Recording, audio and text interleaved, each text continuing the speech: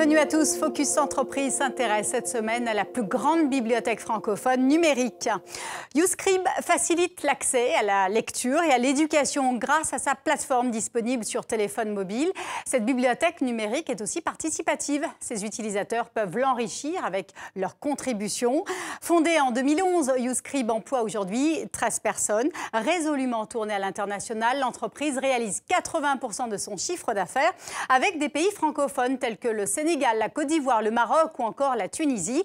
Son fondateur, Jean-Pierre Lot de Corbion, nous explique comment sa plateforme, d'abord conçue pour le marché français, a finalement fait le choix de l'Afrique et du Maghreb. Il faut savoir que dans l'histoire de la société, au début, mais ça c'est typique, le schéma des startups, je pensais développer l'activité en France.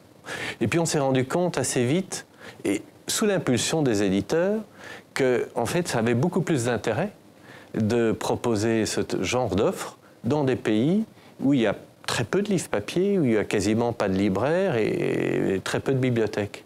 Et petit à petit, alors que je pensais que l'entreprise allait faire 100% de son chiffre d'affaires en France, eh bien on fait 80% de notre chiffre d'affaires à l'exportation, dans le grand export. Notre souhait, c'est de donner accès à la lecture à ceux qui en sont privés.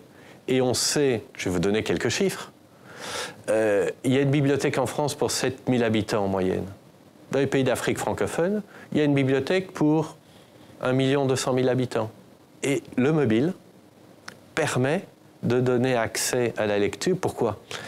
Parce qu'il y a peu de librairies, il y a peu de bibliothèques, je l'ai dit. Ils ont tous des mobiles, ou presque, ou plusieurs même, pour chacun.